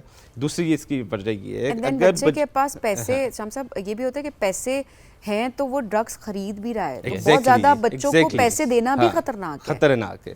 بچے کی صرف آپ ضروریات پوری کریں, بچے کی آپ خواہشات پوری نہ کریں. جب آپ بچے کی خواہشات پوری کرنے شروع کر دیں گے اور بچہ ہر روز آ کر ایک نئی سی نئی ڈیمانڈ کرے گا تو یہ ایک الارمنگ سائن ہے کہ بچے کے پاس کوئی خرابی ہے. بچے کے پیچھے کوئی چیز جو ہے نا, کوئی ہڈن چیز ہے جو بچے کو تنگ کر رہی ہے. اگر بچہ بہت زیادہ گھر کے اندر ڈیمانڈنگ ہے جس کا مطلب ہے بچہ ڈرگس کی طرف جا رہا ہے. بچے کی لائف کے اندر یہ الارمنگ سائن ہے. بچہ رات کو اگر بہت دیر تک گھر سے باہر رہتا ہے, بچہ اپنے بیڈ روم میں بھی ہے اور بہت دیر تک جاگتا رہتا ہے, کسی بھی فوڈ چین سے کھانا آرڈر کرتا ہے. اب وہ کھانا رات 3 بجے کون ڈیلیور کرنے کے لیے آئے گا گھر کے اندر؟ اس کے اندر ڈرگس موجود ہوتی ہیں, اس کا وہ سپلائی کرتے ہیں, گھر کے اندر آ کر ان کو دے کے جاتے ہیں. یہ ایک نہیں کئی پیرنٹس نے میرے ساتھ یہ بات شیئر کی ہے, ایون کہ کئی بچوں نے ایسی بات شیئر کی ہے کہ میں گھر کے اندر ہمیں ڈرگس مل جاتے ہیں. کیسے مل جاتا ہے؟ ہم جو ڈیلیوری کر دیتے ہیں, ہم اپنے ڈیلر سے بات کرتے ہیں, وہ فوڈ لیتا ہے, فوڈ کے ساتھ ڈرگس بھی دیتا ہے, گیٹ کے اوپر دے کے چلا جاتا ہے. اب پیرنٹس کے سامنے وہ ایک پیزا کا باکس آیا, ایک برگر کا باکس آیا, کوئی بھی چیز آئی, پیرنٹس نے دیکھ لیا کہ بچے نے فوڈ آرڈر کی ہے. اب یہ کوسچن یہ ہے کہ پیرنٹس یہ پوچھیں کہ رات 3 بجے آپ کیوں کھانا آرڈر کر رہے ہیں اور 3 بجے گھر کے اندر کر رہے ہیں اور رات میں, اور آپ جاگ کیوں رہے ہیں اس ٹائم؟ آپ نے صبح یونیورسٹی جانا ہے یا اپنے آفس جانا ہے یا کوئی بھی آپ نے کام کرنا ہے, تو اب اس ٹائم تک کیوں جاگ رہے ہیں؟ کوئی بھی آڈ کام ہے تو اس میں گڑبڑ ہے. تو یہ وہ سارے سائن ہیں کہ جو بچے کے اندر اب پیرنٹس دیکھیں تو وہ اپنے کان کھڑے کر لیں کہ بچے کے ساتھ کوئی نہ کوئی پرابلم ہے. اوکے, بچے کے ساتھ کوئی نہ کوئی ایشوز ہیں. بچے کے اگر گریڈز نیچے کی طرف آ رہے ہیں, مسلسل کم ہو رہے ہیں, تو اس کا مطلب ہے بچے کی فیلنگز ڈسٹرب ہیں, بچہ اسکول کے اندر فوکس نہیں کر پا رہا. فوری طور پر اپنے اس کے ٹیچرز کے پاس جائیں, اس کے فرینڈ سے پوچھیں, باقی اسکول کے اندر جتنے بچے ہیں ان سے, اس کے کلاس فیلوز سے پوچھا جائے کہ اس بچے کے ساتھ کیا خاص پرابلم ہے جو فوکس نہیں کر پا رہا, جو اس کی گریڈز کم کیوں آ رہے ہیں. تو آپ کو بہت آسانی کے ساتھ وہ الارمنگ سائنس مل جائیں گے. پھر بچے کا رویہ دیکھیں, بچے کا دوسرے اپنے بہن بھائیوں کے ساتھ ریلیشن کیسا ہے. بچہ بہت زیادہ سٹریس میں تو نہیں, اگر رویے میں تبدیلی ہے تو گڑبڑ ہے. کیا سگریٹ نشہ ہے؟ ڈیفینیٹلی نشہ. اچھا, کیونکہ میں نے اکثر یہ سنا کہ سگریٹ پہلا سٹیپ ہے. پہلا سٹیپ سگریٹ ہے, اس کے بعد پھر اس میں add on and you know there is a list of that. یہ تو کوئی بھی چیز ہے نا, کوئی آپ کام کریں گے تو فرسٹ سٹیپ ہے, ٹھیک ہے, فرسٹ سیڑھی ہے, اور اس کو پیرنٹس الاؤ نہ. اچھا, اس میں وقت بڑا مختصر ہے, چونکہ اس سے پہلے آپ نے بات کی نا کہ جب ہم اس کی بات کر رہے ہیں کہ فار ایگزامپل کسی اسپیسیفک نشے پہ اگر یہ کہہ دیا جائے کہ آپ فوکس کر پائیں گے کیونکہ آپ گائیڈ غلط کیا جا رہا ہے. سگریٹ کو لے کے بھی کچھ لوگ, نہیں مجھے اگر میں سگریٹ نہیں پیوں گا تو میں یہ کام نہیں کر سکتا, میں سوچ نہیں پاؤں گا, میں آفس میں کام نہیں کر پاؤں گا, میں میرا کھانا ہضم نہیں ہوگا, میں موٹا ہو جاؤں گا. مطلب یو نیم اٹ. خوشی ہے تو سگریٹ, غم آ رہا ہے کوئی تو سگریٹ. یہ ہمارے ڈرگس کے ساتھ چھوٹے چھوٹے سے نا متس جڑے ہیں. ہم نے خود ہی ان کے ساتھ ایسی چیزیں اٹیچ کر دی ہیں کہ ہم جسٹیفائی کر سکیں. میں ڈرگس کر رہا ہوں یا میں سگریٹ پی رہا ہوں یا میں کیفین کا استعمال کر رہا ہوں تو اب میں نے آپ کو جسٹیفیکیشن دینی ہے. آپ میرے فرینڈ ہیں, بڑے بھائی ہیں, آپ نے پوچھا کیوں اسموکنگ کی, میں پڑھ رہا ہوں, میرا صبح کیمسٹری کا پیپر. تو غلط ہے, آپ اس کو جسٹیفائی نہیں کر سکتے. آپ نے صاحب یہ بھی ضرور بتائیے گا کہ سوسائٹی کو ایکسیپٹ کرنا بھی کتنا امپورٹنٹ ہے. یہ کہ اگر کوئی اس نشے میں مبتلا ہو چکا ہے انفارچونیٹلی تو اس کو ایکسیپٹ بھی کیا جائے, سو دیٹ ہم اس کو ریہیب کی طرف لے جا سکیں. ہم دھتکار بھی تو دیتے ہیں نا, جس کی وہ ہماری اپنے ہی لوگ ہوتے ہیں, ہماری اپنی یوتھ ہوتی ہے, لیکن ہم دھتکار دیتے ہیں, ایکسیپٹ نہیں کر رہے ہوتے. اسپیشلی اگر ریہیب کے بعد بھی وہ واپس آ رہے ہوتے ہیں, اس کے بعد بھی سوسائٹی ایکسیپٹ نہیں کر رہی تھی. ٹھیک ہونے کے کتنے چانسز ہوتے ہیں, کیا کیا جائے؟ ٹھیک ہونے کے تو 100% چانسز ہیں. کوئی بھی بیماری ہے اس کا علاج بالکل ایسے ہی ہے, کوئی بھی پرابلم ہے اس کا حل موجود ہے. حل یہ ہے کہ آپ قبول کر لیں, آپ اس کو ایکسیپٹ کر لیں. آپ ایکسیپٹ کر لیں گے تو 50% آپ کا پرابلم سالو ہو گیا. اب جو باقی 50% جو ڈیزیز ہے اس کے لیے ماہرین موجود ہیں. آپ قریبی کسی ماہر کے پاس جائیں, آپ اس سے جا کر بات کریں, آپ سیکنڈ اوپینین لیں اور اس بچے کی سوشل سپورٹ کے اندر آ جائیں. آپ بچے کے ساتھ سمپل سادہ ایک فارمولہ بنا لیں, پیرنٹس ان کا بچہ کبھی خراب نہیں ہوگا. جتنا پیرنٹس اور بچے کا ڈسٹینس کم ہوگا آپ کا بچہ اتنا زیادہ گرو کرے گا, ہر فیلڈ کے اندر گرو کرے گا. بالکل ایسے. ڈرگس کے اندر ہے تو بہت جلدی ڈرگس سے نکل جائے گا, صرف ریلیشن شپ بہتر کرنے سے, اس کو قریب کرنے سے, فزیکلی بھی, ایموشنلی بھی اور سوشلی بھی آپ اپنے بچے کے قریب ہو جائیں. اور جتنا آپ کا ڈسٹینس بڑھے گا پیرنٹس کا اپنے بچے کے ساتھ, 100% ہے کہ آپ کا بچہ ہر فیلڈ میں, چاہے وہ ڈرگز ڈاؤن ہو جائے گا, وہ پیچھے آہستہ آہستہ جائے گا, کیونکہ گھر کے اندر سے اس کو سپورٹ نہیں مل رہی. تو اگر کوئی بھی پیشنٹ ڈرگس کے اندر انوالو ہے, پیرنٹس کا ٹریٹمنٹ چاہتے ہیں, تو اس کے لیے سمپل سادہ سا ہے کہ اس کی سوشل سپورٹ بس خود اس کے قریب ہو جائیں, آٹومیٹکلی سالو ہونا شروع ہو جائیں گے. ہم سے بہت شکریہ, ساتھ موجود تھے, ہم سے گفتگو کرتے ہیں. بریک لیں گے ناظرین, واپس آتے ہیں, ساتھ رہیے. بہت شکریہ.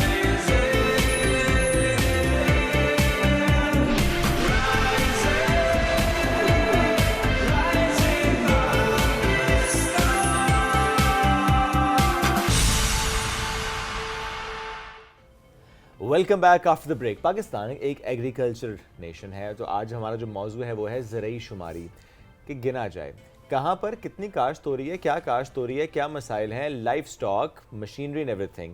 تو زرعی شماری جس کا آغاز ہو چکا ہے 10 فیبروری 2025 تک یہ جاری رہے گی. آج اس موضوع پر ہمیں گفتگو کرنے کی کیوں اس کی امپورٹنس ہے اتنی, کیا ہم اہداف حاصل کرنا چاہتے ہیں, کیا چیلنجز ہیں جو ہمیں درپیش ہیں. اس پر بات کرنے کے لیے ہمیں جوائن کیا ہے محمد سرور گوندل صاحب نے, ستارہ امتیاز ہیں ماشاءاللہ, ان کی خدمات کے اطراف میں ان کو دیا گیا ہے, فوکل پرسن ہے زراعت شماری کے. السلام علیکم جی, کیسے ہیں آپ؟ وعلیکم السلام سر. سٹارٹ ہو گیا زرعی شماری پھر؟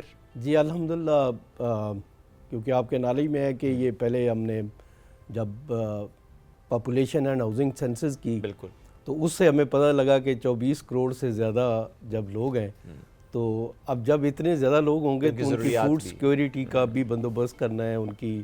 تو اس لیے ضروری ہے کہ آپ دوسرا جو مین ایکٹیویٹی ہے پاکستان کی, اور پاکستان ایگریکلچر کنٹری ہے, تو اس میں ضروری ہے کہ اس کے ساتھ آپ لنک کریں اور آپ اب زرعی شماری کریں, تاکہ آپ کے نالج میں یہ بات ہے کہ آپ کے ایریاز کے پیٹرن کیا ہیں, آپ کی چاول کی فصل کدھر ہوتی ہے, کتنی ہوتی ہے, آپ کے لائف سٹاک کا کیا سٹرکچر ہے نیچے, اسی طرح آپ کی ایگریکلچر مشینری جو ہے وہ کیسے آپ یوز کر رہے ہیں, ایریگیشن کے ذرائع آپ کون سے یوز کر رہے ہیں.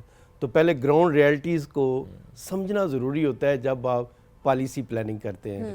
تو اس لیے گورنمنٹ آف پاکستان نے یہ جو ابھی گورنمنٹ آف پاکستان کا اڑان ایک بہت بڑا ہمارا پروگرام ہے, تو یہ تمام چیزیں جو ابھی ہم کر رہے ہیں یہ ساری اس اڑان پاکستان کی جو اہداف اس کے اندر کیے گئے ہیں, جب تک آپ گراؤنڈ ریئلٹیز کو نہیں سمجھیں گے آپ ان اہداف کو کمپلیٹ نہیں کر سکتے. اور پھر ذرا پلان بھی اس کے اکارڈنگلی کرنا بڑا امپورٹنٹ بھی ہے. اب بھی بتائیے گا کہ کس طرح سے پلاننگ کی جا رہی ہے, ٹرانسپیرنسی کو کس طرح سے میک شور کیا جا رہا ہے کہ صحیح طریقے سے کاؤنٹ ہو سکے, جو مقاصد ہیں وہ حاصل ہو جائیں. جی کیونکہ ابھی دیکھیں کہ پاکستان بیورو آف اسٹیٹسٹک ایک نیشنل اسٹیٹسٹیکل آرگنائزیشن ہے کہ جو ایک کریڈیبل ڈیٹا دیتی ہے. ہر ایک پہ اس پہ پرائس پہ ہم ڈیٹا دیتے ہیں, اسی طرح ہم ٹریڈ پہ ڈیٹا دیتے ہیں, ہم سوشل انڈیکیٹر پہ ڈیٹا دیتے ہیں, ہم جی ڈی پی کا جو ہے وہ سارا پاکستان بیورو آف اسٹیٹسٹک کہتا ہے, اور ایک کریڈیبل جو اس کے اسٹیٹسٹک دینا ہماری رسپانسبلٹی ہے. تو سب سے پہلی بات تو یہ ہے کہ جو Pakistan bureau of statistics data دے گا اس کی کریڈیبلٹی کو تو میئر کرنا, اس کو اکاؤنٹ فار کرنا, اس کو پورا اس کا طریقہ کار وضع کرنا, یہ مین رسپانسبلٹی ہے. اس وقت بھی آپ یہ دیکھیں کہ سب سے پہلے ہوتا ہے کہ آپ جو کام کر رہے ہیں آپ ان کے ڈومین ایکسپرٹ, آپ سٹیک ہولڈرز جن کے ساتھ آپ کام کر رہے ہیں ان کے ساتھ آپ کی انگیجمنٹ کیسی ہے. تو آپ نے اس کی کریڈیبلٹی ڈیٹا سے پہلے آپ نے اس کی میتھڈالوجی کو چیک کرنا ہوتا ہے. تو پاکستان بیورو آف اسٹیٹسٹک نے جو اس وقت پوری دنیا کی ایک کمپیریٹیو سٹڈیز کی کہ پوری دنیا جو ہے وہ ایگریکلچر سینسز کیسے کرتی ہے, لائف سٹائک کیسے کرتی ہے, جو ایگریکلچر مشینری ہے اس کو کیسے کرتی ہے, اور اس کے اندر جو کویشچنرز ہیں وہ کون سے پوچھے جاتے ہیں, ان کا سٹرکچرز کیا ہے, اس کی میتھڈالوجیز کیا ہے, پوچھنے کا طریقہ کار کیا ہے, ٹریننگ کیسے آپ کراتے ہیں. آپ یہ دیکھیں ہم نے آڈیو ویڈیو ٹریننگ کرائی ہے, ہم نے سیمولیشن ایکسرسائزز کرائی ہیں, اور اسی طرح اس کی پھر آپ کے نالج میں ہے, پہلے بھی یہ ہم نے اس پہ بات کی ہے کہ آپ نے انوالومنٹ اس طرح کی ہے کہ فرسٹ ہم نے جو سب سے پہلا جو کام کیا کہ ہر گورنمنٹ میں جو کے پی کے گورنمنٹ ہے اس نے انوگریشن کی کے پی کے کی, پنجاب نے پنجاب کو دیکھا, اور بلوچستان کے سی ایم نے وہاں پہ کیا، فیڈرل گورنمنٹ میں پروفیسر احسن اقبال صاحب نے اس کو کیا، اسی طرح پرائم منسٹر اے جے کے نے وہاں پہ آزاد کشمیر میں کیا.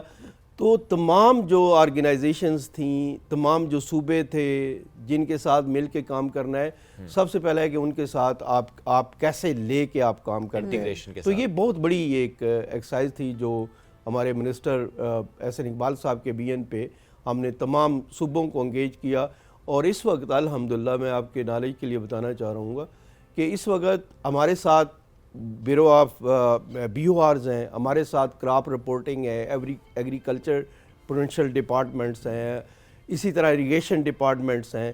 یہ تمام ادارے ہمارے ساتھ مل کر جو ہے وہ ایک کریڈیبل ڈیٹا کلیکٹ کر رہے ہیں. پھر آپ نے کہا کہ اس کو آپ کیسے کریڈیبل کہہ سکتے ہیں.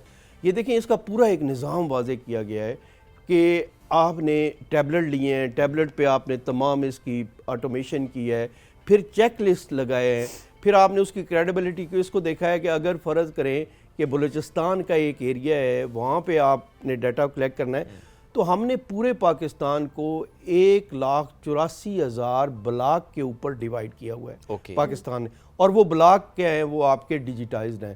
تو جب آپ ایک بلاک کسی انومریٹر کو ایک سے کہ آپ کا پنجگور کا ایک انومریٹرز ہے، اس کو اگر ہم نے بلاک دیا ہے تو جب وہ ٹیبلٹ لے کے اس بلاک کے اندر جب تک جائے گا نہیں، وہ ٹیبلٹ آپ کو اجازت ہی نہیں دے گا کہ آپ وہاں پہ آپ ڈیٹا کلیکٹ کریں گے. اور پھر یہ ہے کہ اس کی پوری جیو ٹیگنگ ہو رہی ہے، اس کی موومنٹ جو ہے وہ آپ دیکھ رہے ہیں کہ ایک بندہ پنجاب میں ایک گھر میں جاتا ہے تو کتنی دیر میں ڈیٹا کلیکٹ کرتا ہے، بلوچستان میں کتنی دیر میں کرتا ہے، سندھ میں کتنی دیر میں کرتا ہے، ایک گاؤں کی دوسرے گاؤں کے ساتھ ویریشن کیا آ رہی ہے. پھر اس ڈیٹے کو کیونکہ ہم نے جو ابھی آپ کے دوسرے ڈیٹا سیٹس ہیں ان کے ساتھ کوریلیشن ہے اور ان کو ساتھ ملا کہتے ہیں سے کہ ہم نے پاپولیشن سینسس میں ایک بلاک میں کہا ہے کہ یہ 400 گھروں پہ یہ بلاک ہے، اور ابھی ہمارا بندہ جاتا ہے اور وہاں پہ وہ 200 کرتا ہے تو وہ تو نہیں کرنے دے گا. وہ تو دیکھے گا کہ ابھی جو پہلی ایکسرسائز ہوئی تھی اس میں 400 لوگ تھے، تو اب آپ نے اس نے کس طرح کر دیا ہے. اور جو پہلے ہماری جتنی ایکسرسائزز ہوتی ہیں ان کے ساتھ اس کی کوریلیشن کی جاتی ہے. تو یہ ہمارے ایکسپرٹ جو پاکستان بیورو آف اسٹیٹسٹک کے جو ڈومین ایکسپرٹ ہوتے ہیں، جو ڈیٹا انالیسز کرتے ہیں، وہ کوالٹی ایشورنس کو ساتھ ساتھ اور ڈیجیٹلی تو چیزیں اب آسان بھی چیلنجنگ بھی ہوتی ہیں، but at the same time credibility کے پرسپیکٹیو سے کافی چیزیں آسان بھی ہو جاتی ہیں. ٹیکنالوجی کا استعمال میرا خیال ہے یہ بڑی اچھی چیز تھی. اس سے پہلے بھی جو ہم مردم شماری کی بھی پاپولیشن کے پرسپیکٹیو سے بات کر رہے تھے، آپ کی خدمات اس میں کافی زیادہ ہیں، تو اس میں بھی ہم دیکھ رہے تھے کہ کس طرح سے ڈیجیٹل مردم شماری جو ہے اس سے کتنے فائدے ہوئے اور اس نے کس طرح سے کریڈیبلٹی کو میک شور کیا. سو اب اسی طرح سے ہم زراعت کی جو شماری ہے اس پرسپیکٹیو سے بھی اگر دیکھیں تو وہ بھی ایک بڑا اچھا ایک سٹیپ ہے پاکستان کے لحاظ سے. سر اس میں کوئی اگر بہت چھوٹا کاشتکار ہے اس کا ڈیٹا بھی مرتب ہوگا؟ جی بالکل. یہ دیکھیں کہ یہ جو ایک میتھ تھی ہم نے اس کا انالیسز کیا کہ آپ یہ کہتے ہیں کہ اگر آپ پالیسی پلاننگ کیسے لگائیں گے، اگر ایک بندہ جو ہے وہ 4 ایکڑ کا ٹوٹل اس کے پاس جو ہے ایریگیٹڈ جو ہے وہ زمین ہے، اس کی لینڈ ہولڈنگ ہے، تو آپ کیسے کریں گے جی ہم نے کمپیریزن جب دنیا کا کیا، ایون انڈیا کا جب کیا، تو آپ یہ دیکھیں کہ انڈیا نے کریڈیبل ڈیٹا جب لیا اور اس کو پالیسی پلاننگ کے لیے یوز کیا تو ان کا فارم سائز پاکستان سے کم ہے. یعنی اگر آپ لینڈ ہولڈنگ دیکھیں تو وہ کم ہے، لیکن اگر اس کی ییلڈ کو دیکھیں تو وہ گراف اوپر ہے. تو یہ بالکل ایسا نہیں ہے کہ اگر آپ کی کم زمین ہے، آپ کے پاس کم، اگر آپ کے پاس مال مویشی ہیں، آپ کی باقی چیزیں ہیں، تو اس پہ پالیسی پلاننگ نہیں ہو سکتی. پالیسی پلاننگ ہر ایک انسان کے لیے ہوتی ہے. بالکل ٹھیک ہے. اس میں جس طرح بھی آپ نے کہا کہ کام کا، اسی طرح پورے پاکستان میں 22,000 لوگوں کا آپ نے ریکارڈ مرتب کیا ہے کہ جن کی 100 ایکڑ سے زیادہ زمین ہے، یا ان کے پاس جو ہے ایک سرٹن جو ہے مثلا 100 بھیڑ بکریاں ہیں یا اس طرح کا ہے، تو ان کے موبائل نمبر ہیں سے کہ آپ کوئی پالیسی بنانا چاہ رہے ہیں، کوئی آپ کسی ایریا میں، آپ کو پتہ ہے کہ اگر آپ کے ایگریکلچرل ٹیکس ایز ویل. بہت اچھا کویشچن ابھی آپ نے کیا کہ اس وقت ہم فیلڈ کے اندر ہیں. میں اپنی ایکسرسائز کو اس وقت ڈیفینڈ کر رہا ہوں کہ ہمارے لوگ جو آپ کے گھروں میں آتے ہیں، میں تمام لوگوں کو کہوں گا ہم ٹیکس والے نہیں ہیں، ہم صرف گننے والے لوگ ہیں. ہمارا کوئی، اور آپ کا یہ بالکل آپ کی وساطت سے میں بتانا چاہ رہا ہوں کہ ہماری ایکسائز کا پرپز ڈیفرنٹ ہے.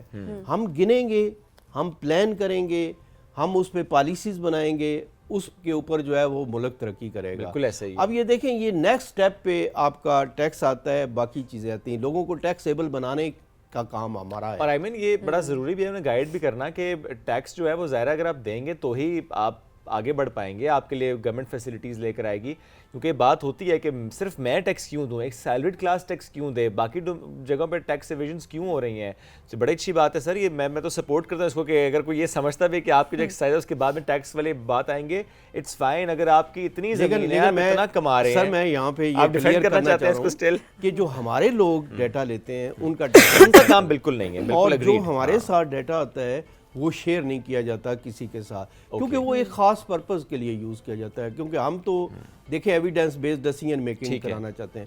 ہمیں یہ دیکھنا ہے کہ کس ایریا میں ایریگیشن کے کون سے طریقہ کار پہ ہے اور دنیا کن طریقہ کار پہ گئی ہے.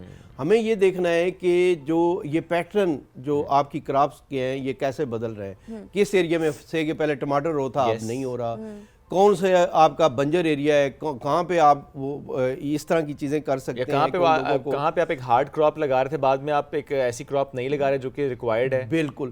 اور یہ ہمارا صرف اتنا کم ہے, یہ صرف اس سے نہیں ہے, ہم تو جو آپ کے مال مویشی ہے وہ بھی دیکھتے ہیں, بالکل ان کی بریڈ دیکھتے ہیں, ان کا سیکس, ان کے پھر آپ یہ دیکھیں کہ جو دودھ کی آپ کی پروڈکشن ہے, یہ تمام چیزیں, میٹ. اب یہ دیکھیں کہ اس وقت بالکل آپ کی وساطت سے ابھی ہم کسی دوسری میٹنگ میں بیٹھے ہوئے تھے, اس وقت آپ میٹ کی پروڈکشن کی اتنی ضرورت ہے اور اتنی گنجائش ہے آپ کو ایکسپورٹ کرنے کی, لیکن ہمارا اس پہ کام نہیں. تو ہم تو یہ کام بتائیں گے کہ یہ کیسے آپ اویئرنیس سروے صاحب بڑی امپورٹنٹ ہے لوگوں کو دینا تھا, لوگ کوآپریٹ کریں. اس کے پیچھے ایک پورا پروسیس ہوتا ہے, اس کے بعد ایک ایکٹیویٹی کنڈکٹ ہو رہی ہوتی ہے, اور اس میں بھی اگر جایا جائے, آپ کے پاس آیا جائے اور آپ کوآپریٹ نہیں کرے, آپ تعاون نہیں کرے کسی قسم کا, تو ظاہر سی بات ہے اس میں پھر نقصان صرف آپ کا نہیں, صرف آپ پورے پاکستان کا نقصان ہے. نہیں, آپ کا سب سے پہلا نقصان ہے نا. دیکھیں سبین, فار ایگزامپل کسی ایک ایریا میں اگر آپ کو یہ گائیڈ کیا جائے کہ یہاں کا انوائرمنٹ ایسا ہے, یہاں کی لینڈ ایسی ہے جس میں آپ یہ والی فصل کاشت کریں گے تو زیادہ اچھی پروڈکشن ہوگی, جو کہ آپ شور کہ اس کے بعد ایک پالیسی لیول پر آپ گائیڈ کر پائیں گے. بالکل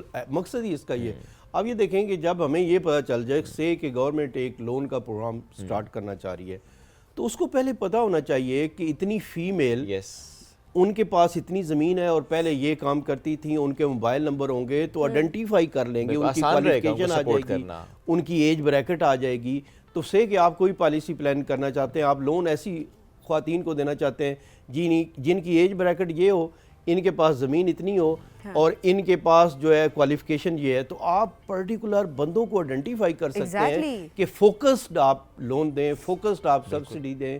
تو یہ تمام چیزوں کو دینے کے لیے ضروری ہے کہ آپ کے پاس کریڈیبل ڈیٹا ہونا چاہیے. اور پلس پھر ایک اسٹیٹ لیول پہ آپ کی ڈیسیژن بڑی آسان ہے کہ اچھا آپ کو نظر آ رہا ہوتا ہے, جیسے ہم نے ویٹ کی بات کی کہ ہمارے پاس پوٹینشیل بہت زیادہ ہے, آپ کو پتہ ہوتا ہے کہ اچھا ہمیں کہیں خدا نخواستہ امپورٹ تو نہیں کرنی پڑے گی, تو اس سے پہلے بھی پالیسی, جیسے آپ نے لونس کی بات بھی, ہم پالیسی میکنگ کی طرف جا سکیں گے. At the same time life stock کو لے کر بھی ہم بہتر پالیسی کی طرف جا پائیں گے. بالکل ایسا ہی ہے. اب یہ دیکھیں کہ اب یہ پہلے ہماری 3 علیحدہ جو ایکسرسائزز ہوتی تھیں کہ آپ کی ایگریکلچر علیحدہ ہوتی تھی, آپ کی لائف سٹاک علیحدہ ہوتی تھی, ایگریکلچر مشینری ایسے.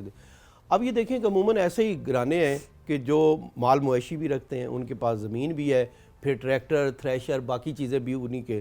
تو پھر اس وقت جو گورنمنٹ آف پاکستان نے یہ ڈیسائیڈ کیا کہ اس کو مرج کیا جائے, اور پھر ہم نے پوری دنیا کا ماڈل دیکھے.